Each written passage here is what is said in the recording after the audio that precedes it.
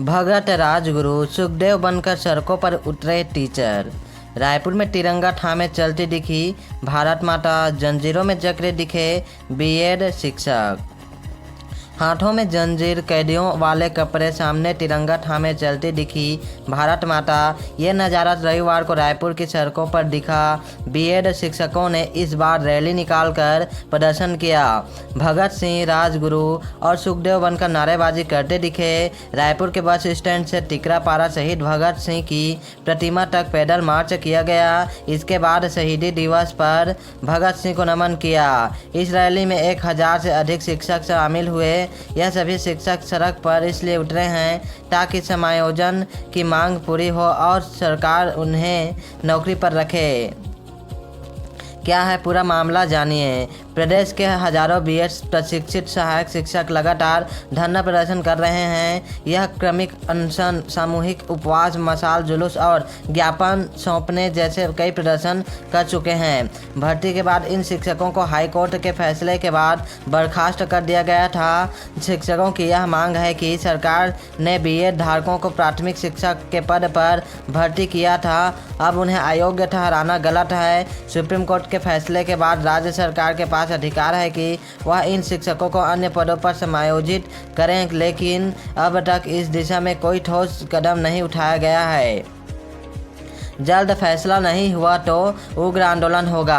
आंदोलन से जुड़े पदाधिकारियों ने कहा कि मुख्यमंत्री, शिक्षा मंत्री और संबंधित अधिकारियों से कई बार बात की गई है, अभी तक सिर्फ आश्वासन ही मिले हैं, समाधान नहीं। शिक्षकों का कहना है कि यदि सरकार जल्द ही ठोस निर्णय नहीं लेती है तो उनका आंदोलन और उग्र होगा। कभी हिंदी निबंध में फेल हो गए थे विनोद शुक्ला। टीचर बोले क्या लिखते हो, कुछ समझ नहीं आता। माँ की प्रेरणा ने बनाया मशहूर साहित्यकार। छत्तीसगढ़ के मशहूर कवि, कथाकार और उपन्यासकार विनोद कुमार शुक्ला को भारत का सर्वोच्च साहित्यिक सम्मान ज्ञानपीठ से नवाजा जाएगा। एक वक्त था जब शुक्ला हिंदी और निबंध और ऑर्गेनिक केमिस्ट्री में फेल हो गए थे। उनसे टीचर ने कहा था कि क्या लिखते हो, कुछ समझ नहीं आता। टीचर की ये बातें विनोद कुमार शुक्ला के दिमाग में गहरी छाप छोड़ी थी। उस वक्त शुक्ला बीएससी की पढ़ाई कर रहे थे, तभी उन्हें इस दौर से गुजरना पड़ा था।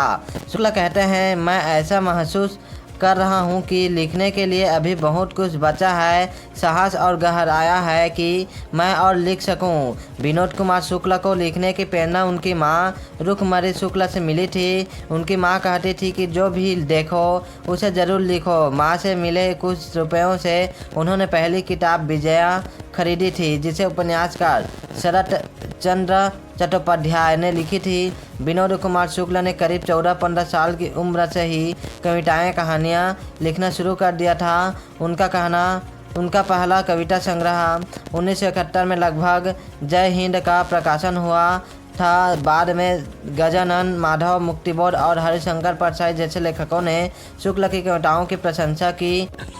राजधानी और न्यायधानी में धर्मांतरण पर बवाल। बिलासपुर में प्रार्थना सभा में बाइबल बांटने पर हंगामा।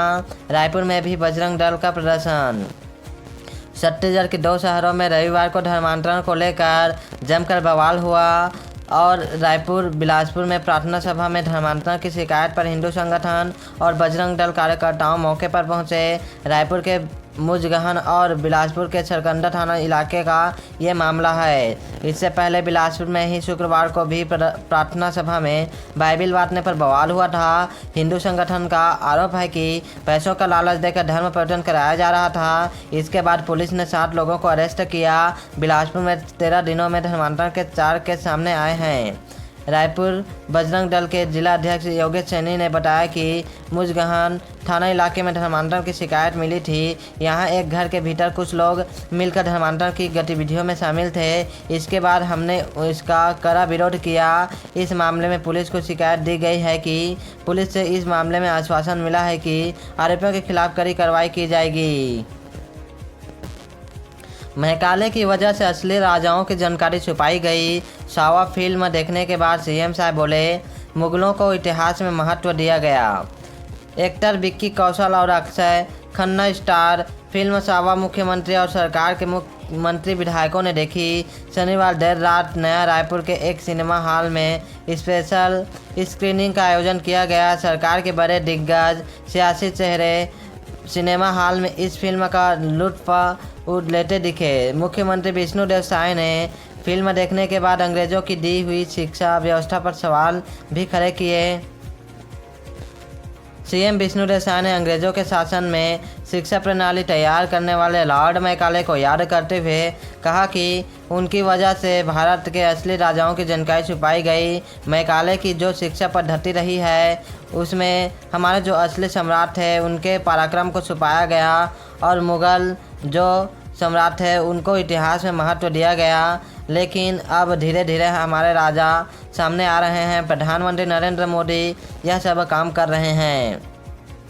सावा फिल्म की इस स्पेशल स्क्रीनिंग में deputy CM Vijay Sharma, one मंत्री केदार कश्यप और सरकार के विधायक मौजूद रहे। मुख्यमंत्री ने कहा कि सावा फिल्म महान संभाजी महाराज जो शिवाजी के बेटे थे उनके जीवन पर आधारित फिल्म है। उन्होंने कितनी बहादुरी के साथ देश के लिए लड़ाई लड़ी, अपनी जान दी और धर्म की रक्षा में वो झुके नहीं। उन्होंने इस्लाम धर्म कबूल नहीं किया। इस पर यह पूरी फिल्म थी। एक सीख थी हम लोगों को मिलती है। कौन है मैकाले जिसका जिक्र सीएम ने किया? अंग्रेज हुकूमत के समय मैकाले भारत आए थे। भारत की कानून व्यवस्था में आईपीसी उन्हीं की देन है। भारत में अंग्रेजी मीडियम स्कूल और उनमें पढ़ाई के तौर तरीके भी मैकाले के दिए सिस्टम का हिस्सा माने जाते हैं। साल 1830 में उन्होंने ब्रिटिश संसद में एंट्री मारी और बाद में वहाँ नियंत्रण बोर्ड के सचिव बन गए। नियंत्रण बोर्ड के जरिए वह भारत में ईस्ट इंडिया कंपनी के प्रशासन की निगरानी करते थे। साल 1834 में वो भारत आए। यहाँ भारतीय सर्वोच्च परिषद में उन्हें रखा गया। साल 1859 में इंग्लैंड के कैंपडेन हिल में उनकी मौत हो गई। मैकाले की ये काम चर्चा में रहते हैं।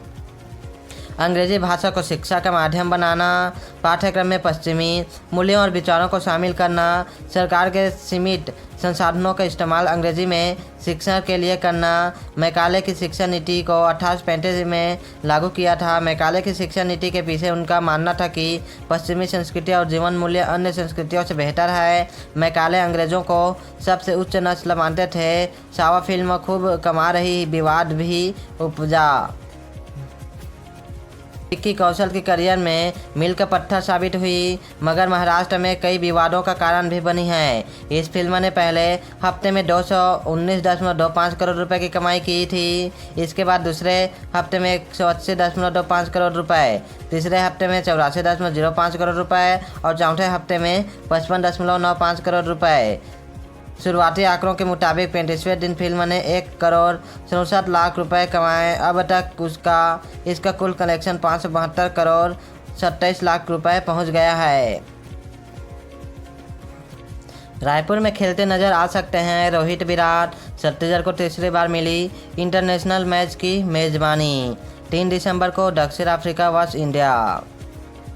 छत्तीसगढ़ को दूसरी बार वनडे इंटरनेशनल मैच की मेज़बानी का मौका मिला है। 2 साल पहले भारत और न्यूजीलैंड के बीच वनडे खेला गया था, जो रायपुर में खेला गया पहला वनडे था। अब एक बार फिर विराट कोहली, रोहित शर्मा और रविंद्र जडेजा जैसे स्टार क्रिकेटर रायपुर में चौके छक्के लगाते नजर आएंगे। वहीं 1 साल पहले भारत ऑस्ट्रेलिया के बीच T20 मैच भी खेला गया था। इस तरह छत्तीसगढ़ को तीसरे इंटरनेशनल मैच की मेज़बानी मिली है। रायपुर में 3 दिसंबर 2025 को क्रिकेट वनडे मैच होगा। बीसीसीआई ने भारत और साउथ अफ्रीका के बीच मैच का शेड्यूल जारी कर दिया है। नवंबर में भारत और दक्षिण अफ्रीका के बीच ओडीआई सीरीज़ की शुरुआती होगी।